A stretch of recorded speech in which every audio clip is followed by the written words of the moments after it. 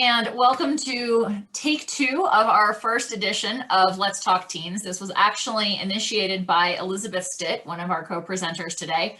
Back in probably August or September, she reached out to Deborah and to me saying, hey, there's a conference coming up being hosted by the Institute of Child Psychology, and it's focusing on mental health and mental health awareness for youth. Are you interested in attending together, kind of like dividing and conquering? And we said yes. And then we said, all right, well, what do we want to do from there? We all work with teens in various capacities. We'll explain that kind of as we go.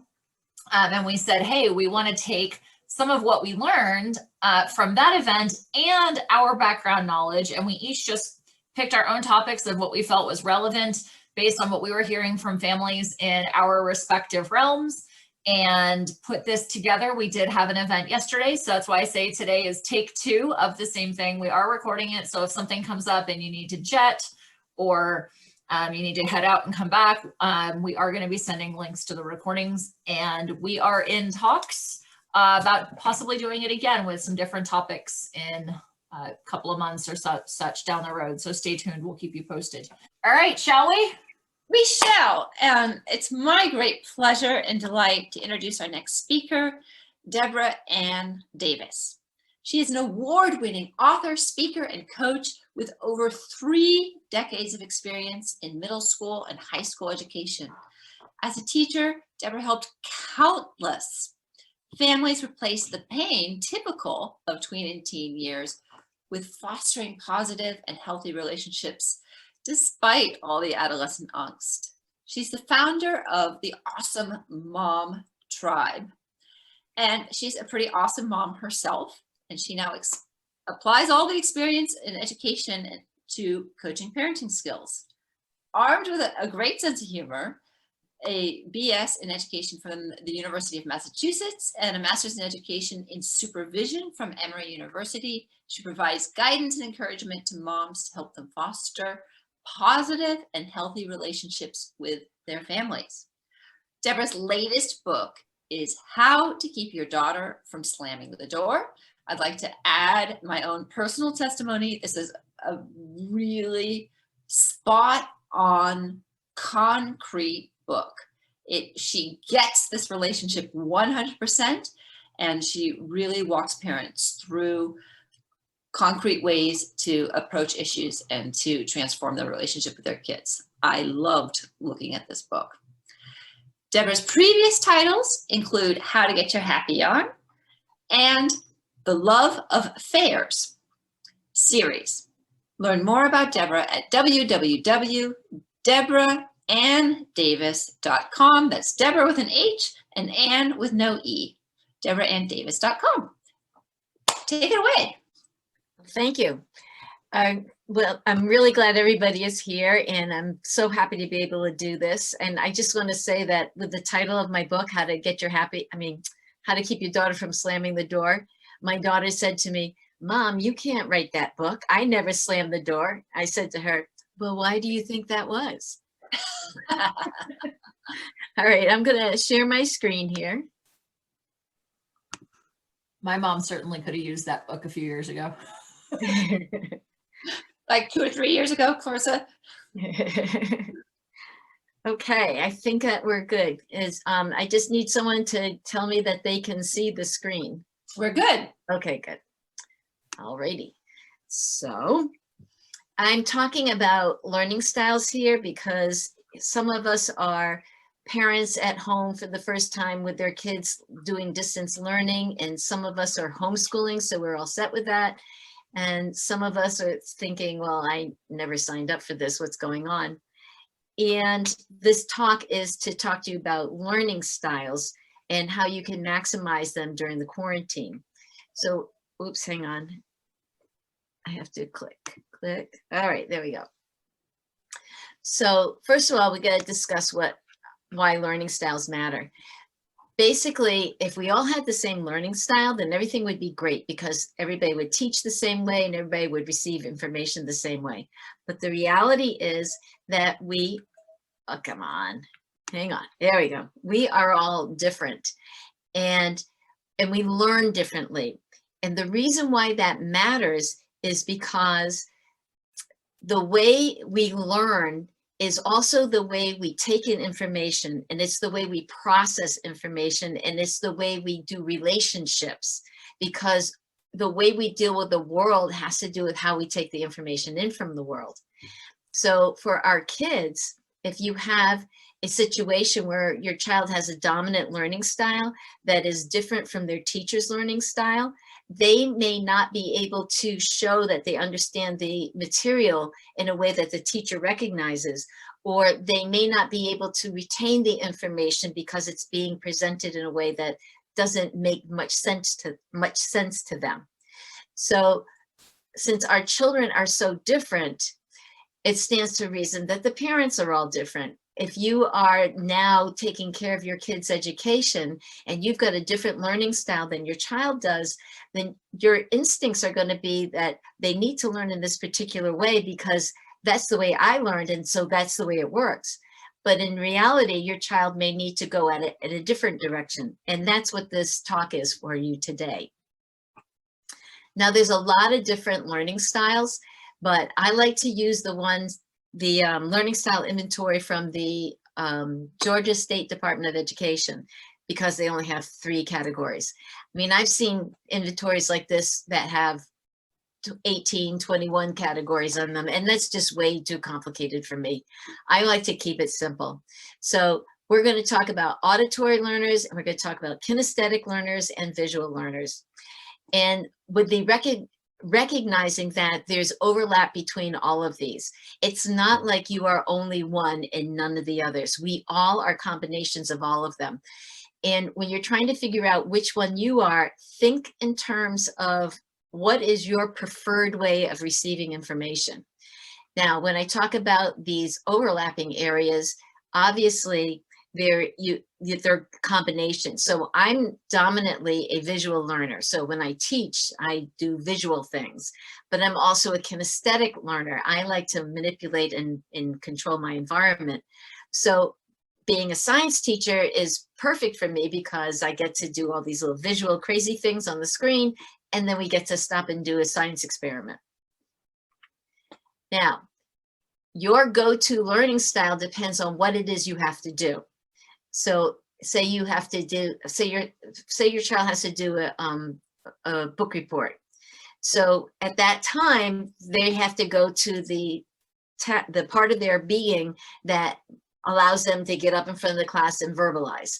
And they have to go to the part of their being that reads the book and understands what the material is. And they have to go to the part of the being that manipulates the book while they're doing that. So your body kicks in for the parts that it needs. Take the process of trying to introduce a small child to books. Their visual side kicks in right away while they're looking at the graphics. And then their auditory side hears you reading the story to them. And then as they get bigger, their kinesthetic side is that part where they want to reach over and start turning the pages themselves. That part when you go from feeding them where they want to hold the spoon themselves, that's a kinesthetic side. So we've all got it. And also, all the things that you're doing is all about modeling, just like Elizabeth was talking before, and Clarissa also teaches that what we do, our children will model these behaviors. So as a little aside, I would just like to say that if you've got behaviors going on in your household that you don't want your kids to do, then recognize them and curtail them, because they are going to model their behaviors after your behaviors. Now, when we put a bunch of kids together and say, okay, we're going to now do group projects, everybody feels a bit of tension about that. So my suggestion is, since it's going to happen, is that you learn how to maximize a group project. So basically, if your child understands about learning styles, then your child can talk to the group and say, let's figure out what everybody's learning style is. And I will give you a link to the questionnaire you can fill out to find out what your learning style is. Again, it's from the State of Georgia Department of Education. So your child will now, the group will now identify who's kinesthetic, who's auditory, and who's visual. And then they can assign jobs based on their strengths. For example, The visual learners will be the people who go out and do the research because they're fine with going and reading and finding the information. The auditory learners will be the people who will develop the verbal presentation that you're going to do for the class. And then the kinesthetic people will be the ones who will make the poster or make the trifold board or whatever it is that you're going to have in your presentation. When you create a group where everybody's working towards their strengths, it's a much more positive situation and people are more likely to take care of their duties. This is the link, and like Clarissa said, that we're going to have those sent out to you later, but it's deborahanndavis.com/learning-styles-inventory. You'll find this form there, and you just download it and use it, and I'll go over this a little bit later. But once you figure out what your learning style is, then you can figure out, and what your child's learning style is, then you can figure out how to better interact with them and how to serve them better in their strengths. Now, this is not an excuse to say, well, I'm a visual learner, I don't need to know how to manipulate things. This is just a statement that this is where your strengths are. And the other things need to be shored up. You need to be brought along. You need to be encouraged in the manner that suits your learning style. So let's talk about visual learners first. Visual learners, I know this from personal experience, we learn by seeing. I need to sit in the front of the classroom so I can see the teacher. I can't explain to you why that matters to me, but I need to see the teacher's face and what they're doing. And that helps me understand the content of the material better. And if you've got a classroom where the teacher has you seated by alphabetical order, you're a visual learner whose name begins with Z, then you're in the back of the room and it automatically puts you at a disadvantage and in a less comfortable position for learning. And visual learners take a lot of notes. That's the way we absorb the material. And we love anything that you look at. We like diagrams and graphs and charts. We like transparencies and workbooks and flip charts and flip books and handouts. All those things are great for visual learners. They help us process the information. Auditory learners, obviously, are people who process information best by listening. And they like verbal lectures. Like when I was in college, I'd be in this big auditorium and the teacher would be down in the front looking like an ant. And I had a hard time focusing on what was going on because it was all auditory for me. But auditory learners thrive in that kind of a situation. They love discussions. They like talking things through and listening to what others have to say. And of course, auditory learners are good listeners. But unlike a visual person who in the conversation is paying attention to your gestures and your facial expressions and the way you're holding your body, auditory learners are tuned into the sound of your talk, your pitch, your intensity. They hear the emotion by your speed and the tone of your voice. That's what they focus on. And they find that as opposed to reading written words, audiobooks are stronger for auditory learners. Audiobooks means that, not that you say, well, you don't have to learn how to read. It means that you read along with the book. And if you're trying to encourage somebody to do that, then what you could say is, especially a young person, I'd like you to read along with the person in a penguin voice, or I'd like you to read along with the person like you are a grandpa. And then that way they will be still saying the words, but playing a game with it. And they'll be hearing it, so they'll be processing the information. One of the great tools that you have is something that will record the kids, because if they can read a text out loud and tape it, then they will go back and listen to that later, and that's the way they'll study.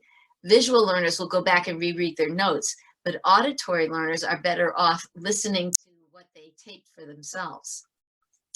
Kinesthetic learners is my third group, and they are the smallest percentage of our population. And they like to learn by moving and touching and engaging their body in the learning part.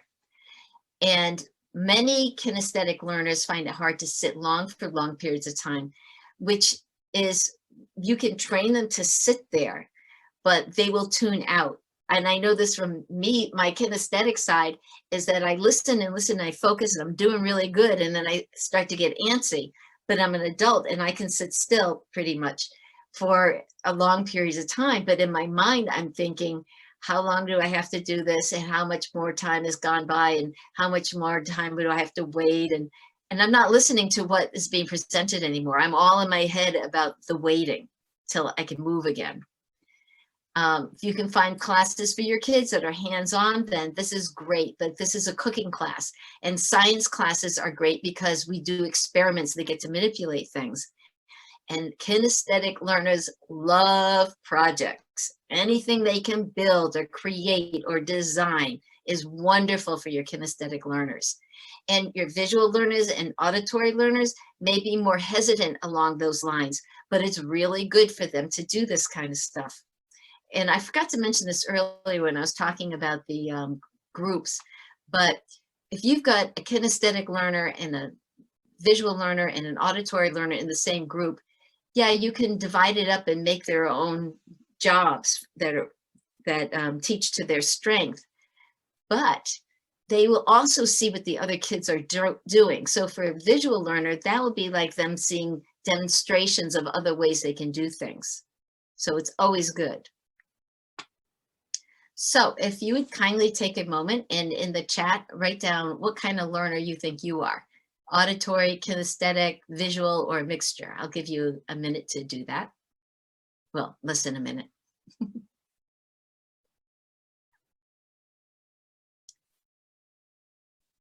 And then, do your children learn the same way that you do? So if all the kids in your house learn the same way you do, put a yes. If all the kids in your house learn the same way, do not learn the same way you do, put a no.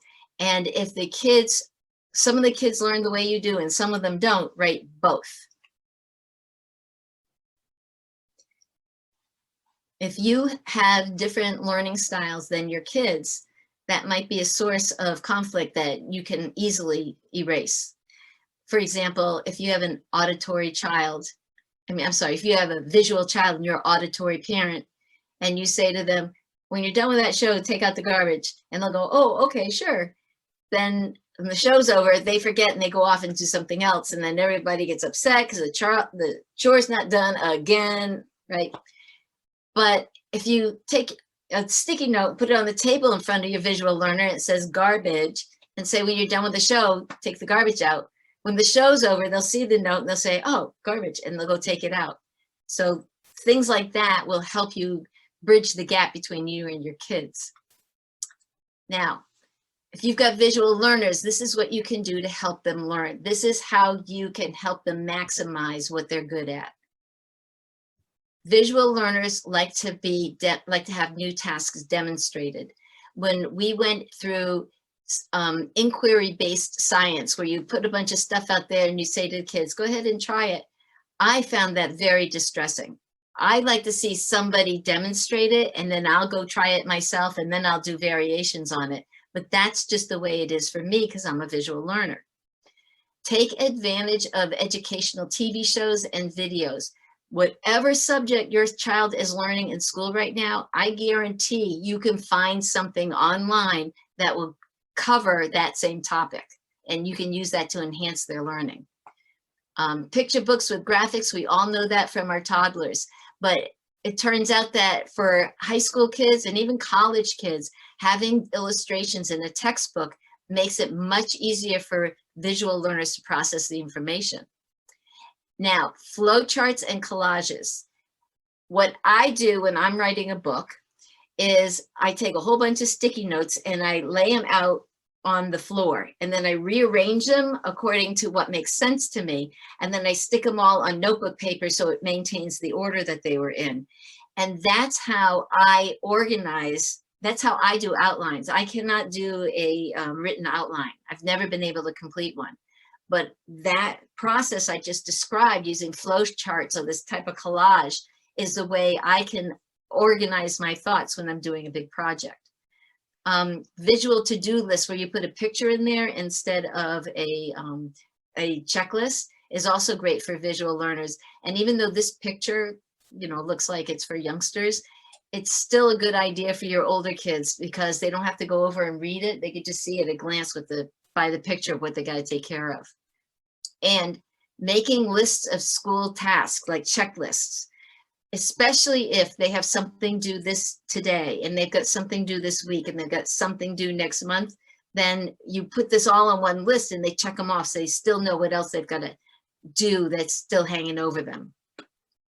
And then my favorite is color coding everything. With my lesson plan book, I used to make a different color for each one of my classes so that when I wanted to flip pages, I could see exactly who I was referring to when I was looking at my lesson plans.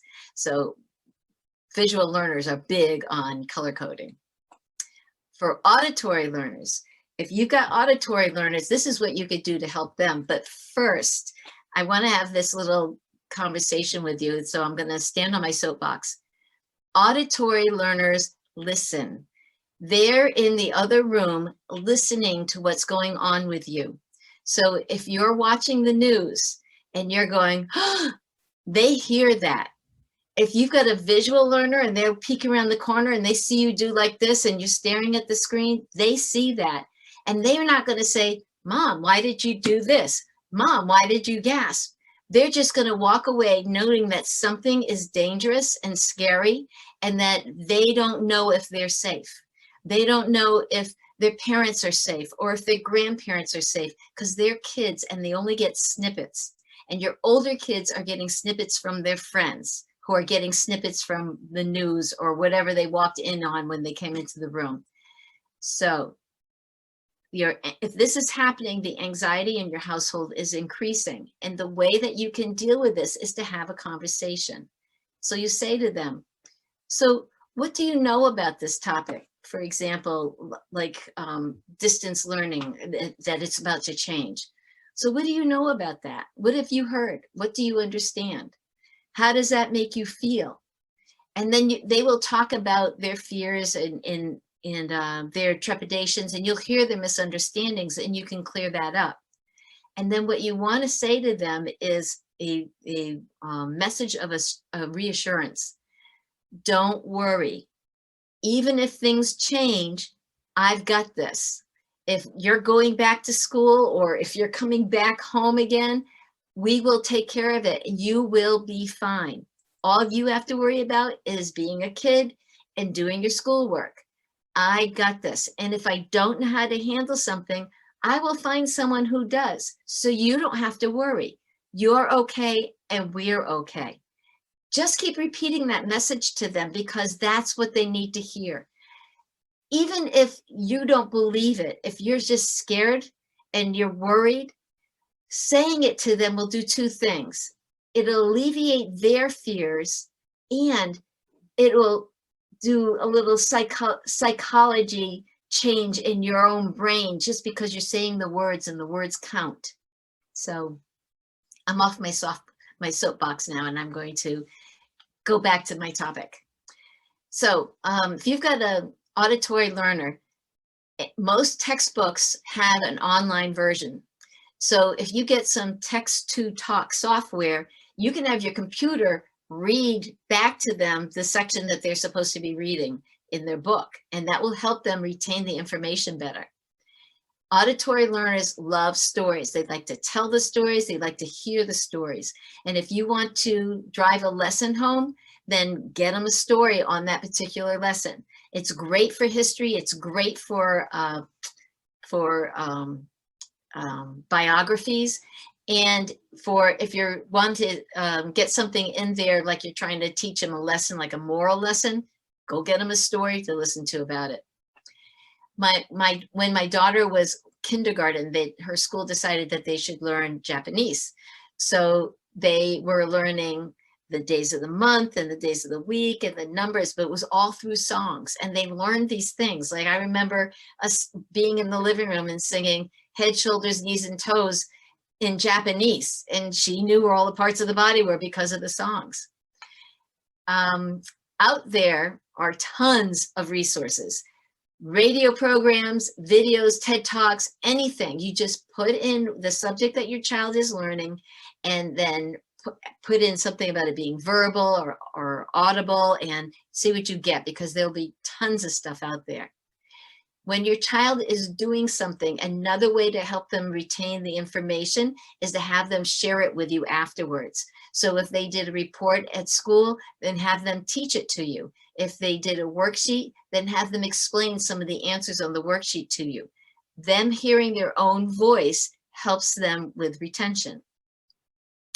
When they have a project or a worksheet and their instructions are on it, then either you read the instruction out loud and then the two of you discuss them, or they read the instructions out loud and then the two of you discuss them. And then that way they will retain what they're supposed to do. And one final thing here is that auditory learners love group discussions. They love the conversation and listening to ideas and then having a chance to contribute to that. They process that very, very well. So your auditory learners love sitting around the kitchen table with the family discussing how your day went. Now for kinesthetic learners, any kind of puzzle or game or thing where they have to put their hands on it and move it here or sort it out is wonderful for them. And if you have any kind of way for them to act out something, whether they do a little play for it, or they do a puppet show for it, or use their favorite dolls to talk about something, that will help them retain the information and understand the information. So any kind of role playing that they can do will also bring it home.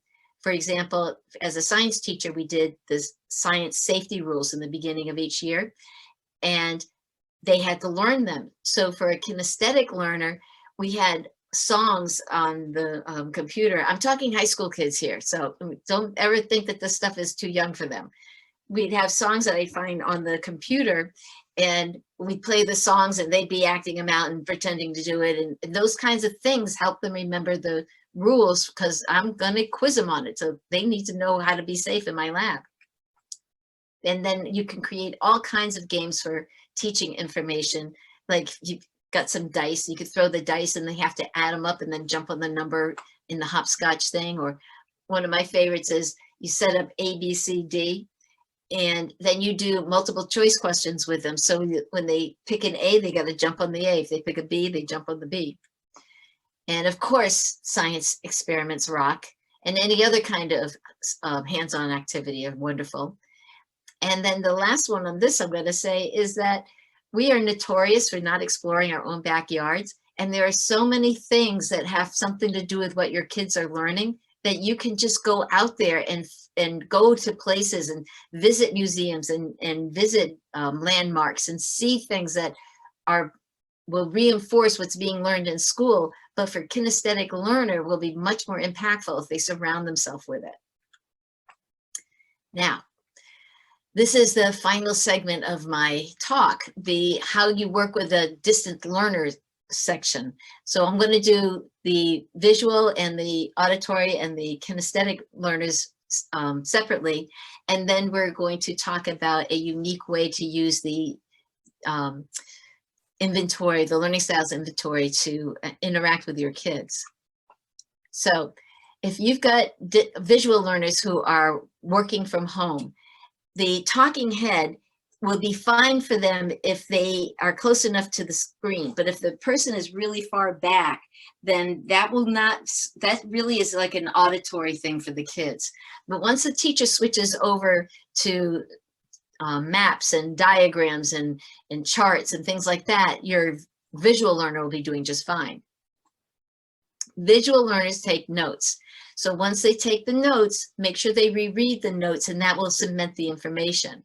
Again, they like handouts and worksheets, and they love anything that is diagramming. So many visual learners will diagram things, the notes, in their notes, so that they will be able to understand it better. And visual learners love doing workbooks because it helps organize their thinking into things, little increments that they can see. For auditory learners, the computer business is great because they are happy to just sit there with a talking head and listen and learn that way. And if you can get permission to record the classes, then they can listen to them again later, which is the way they will go back and study. And also I recommend books on tape, audiobooks, for them to do their research for reports and projects. And don't forget that there's tons of auditory resources out there for the visually impaired. So if you can tap into their libraries, then you'll have tons of things you can use for your auditory learners. And then if you've got worksheets, which are not their favorites, have them read the worksheet aloud and have them read their answers aloud, and all that stuff will help them retain it instead of them trying to blow through it and just get anything written down. If you've got distance learning going on in your home with your kinesthetic learners, you might be finding it a little difficult because they don't like to sit in front of the computer for long periods of time. So again, get permission to record the lesson. If you can record the lesson, then you can put breaks in there. Now, the length of the break will depend on the age of your kid and who your kid is. You know your child. The smaller children will need to take a break like every 15 or 20 minutes, and the older kids will need a break between 30 and 45 minutes. But if you take a break, you let them work, and then they take a break and have them do push-ups and come back and work for another 15, 20 minutes, and then take a break and run up and down the stairs and work again, and then have them run around the house. So this thing will help them with the retention because they will come back recharged and ready to learn again.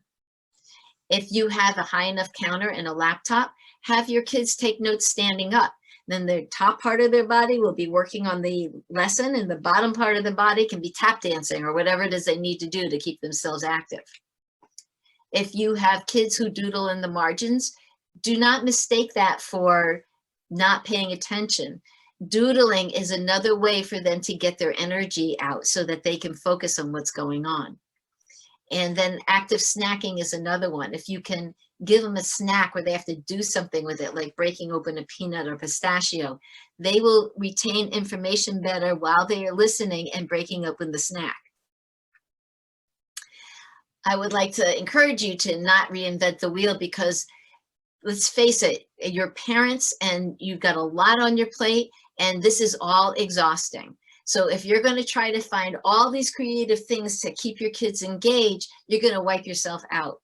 So don't reinvent the wheel. Go find stuff online. I looked up activities for kinesthetic learners, and this was the first website I pulled up. And this is a document that they included with it, all about Learning Press. They have tons of stuff for all different kinds of learners. So you don't have to reinvent the wheel. You just need to go out there and use the stuff that's already proven to work for other people.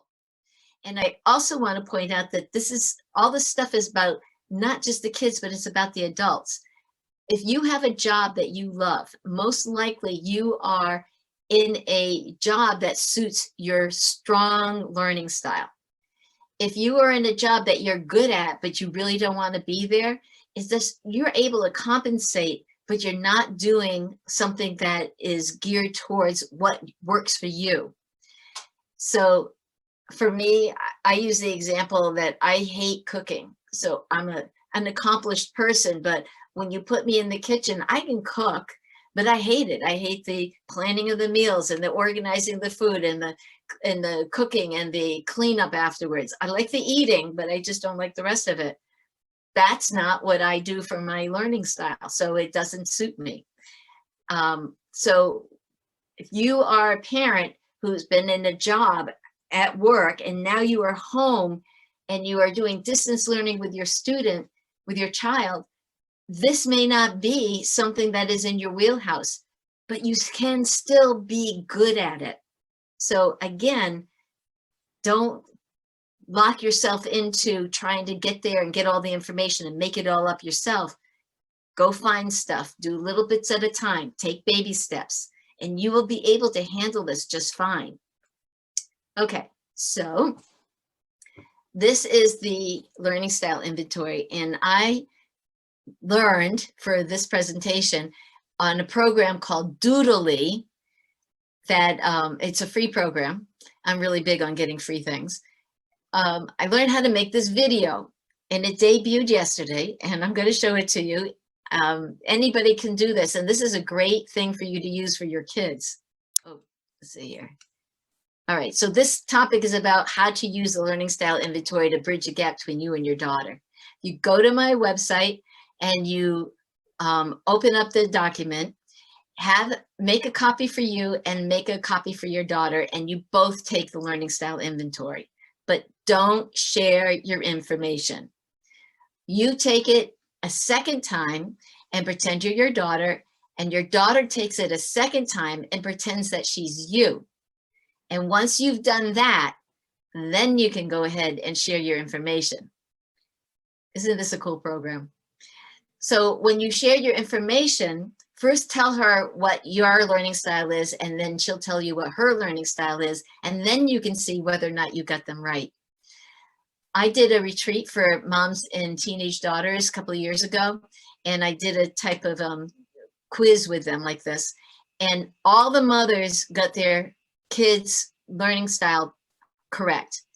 All the children gave the mothers the same learning style that the children have, because the children see everything through their own lens. So what happens is when the child says something to the mother like, I'm going over to my friend's house, and the mother says, what are you, crazy? There's a pandemic. Blah, blah, blah, blah. And the child goes, well, I didn't think mom was going to react that way. That's not the way I would be reacting. What's going on? Why doesn't she understand me? Why can't we communicate? And the child starts to feel kind of alienated and doesn't trust you to have her back because you don't get her. One of the ways you can bridge that gap is by having this conversation about having different learning styles and going through this process, because when you do that, they will understand that there is differences. If you go to my website, the directions for what I just said will be there. This is them. And then, so you don't have to remember everything that I just went over. Okay. And I'd like to say that there is a chapter in How to Keep Your Daughter from Slamming the Door that covers everything that I did right here. And you can get this book pretty much everywhere. And lastly, I would like to invite you to sign up for my newsletter. It's called Mary Meddling, and it comes out every month. And here's some samples of topics that I write about. And for my freebie for saying thank you for being here, if you go to my website, deborahanndavis.com, down in the middle on the homepage, there is a place where you can get a free copy of my book, How to Get Your Happy On. And please, please pick it up. It's a wonderful tool for, especially now where everybody's having so much tension in their homes. And you can use this to help bridge the gap with your kids and help them feel better about what's going on in their lives. So I'm going to stop sharing my screen. Oh, wait, one last thing. You can email me at deborahanndavis.com, info@deborahanndavis.com, and I will be happy to answer any questions and help you with anything you want to do in terms of your relationship with your kids. So now I'm going to stop sharing my screen. There we go. So does anybody have any questions? I was just going to ask, I know Elizabeth had some good commentary in there to your point about not thinking that anything is too childish for our teenagers. She was talking about how she, for chemistry class, they learned elements by dressing up as the different elements and going to an element party. I used to do the parts of the body with Simon Says, where I would do, clavicle and the names of the bones and the names of the muscles. And then I would, this is your clavicle, right? I'd go, Simon Says, touch your clavicle. And I do like this. And I mess them all up. And those little high schoolers were so competitive. No, that was really fabulous, Deborah. So good to be reminded of all those different ways of thinking and approaching things. And to know that you don't have to make it up yourself. All those resources are out there. So basically you pick the way you want things to go, and then you go look up stuff that supports it and you bring it back to your house. Exactly. Thank you. I used to use the visual auditory kinesthetic with the students I was tutoring for SAT and ACT. And I developed my own questionnaire And I took the questionnaire myself first, and percentage-wise, I was 40% visual, 40% kinesthetic, and only 20% auditory. That's pretty And much what I am. Yeah, I used to joke, my wife complains I don't listen to her. Well, duh. Yeah, so I married a man who is all kinesthetic and he's verbal and he wants to talk and talk and talk and talk. And when we first got married, we got together during the summer. I was on vacation. Then when school started, I was like, okay, I don't want to talk in the morning. I just want to get ready. So he'd follow me around like a puppy, talking. And I didn't want to hurt his feelings. So I finally worked up the courage to say, you know, I really can't handle talking in the morning. He goes, oh, that's fine. Anytime you don't want to talk in the morning, just tell me. So the next morning he comes in and he starts talking. And I said, I really don't want to talk in the morning. He goes, okay, well, that's fine. I mean, the reason why you don't want to talk is, and he started blah, blah, blah, blah, blah, blah, blah, blah. I was like, I'm not even gonna bother anymore. Yep. And I cannot do numbers in the air at all. I can't do phone numbers, addresses, none of that in the air. Write it down, I'm good. And my sister, who is a special ed teacher, told me once that she thought that maybe I had ADHD because I always had to write things down. But now I know it's because I'm a visual learner. Well, and yesterday, one of the attendees that we had, she's a friend of mine and she's a phenomenal artist. And one of her takeaways was, she's like, I never took notes in school. She said, like, with your workshop, she said, I understand why I struggled so mightily in school. She's like, I'm an artist. I always thought I was a visual learner. And I said, no, I said, that's how you put your message out in the world. But the way that you take it in is physically, because you're the one actually doing the drawing. And she was like, she said, I never took notes. I drew everything. Mm-hmm. Yeah. For me, when my daughter was coming up, I'm a visual learner. I'm take notes and do this and do that. Right. So I was always trying to get her to do that. And that wasn't the way that she learned, because she is a kinesthetic person. She is a person who doodles in the corners. And so instinctively I understood, because I'd been around so many kids, you know, thousands of kids over the years. I understood to give her that space, but I didn't understand about not being scared for her if she wasn't doing it the way I understood. I just was really determined that I was going to be there in case she failed, like speaking to what Elizabeth was saying. But I had enough experience with the classroom to know that my kids didn't fail.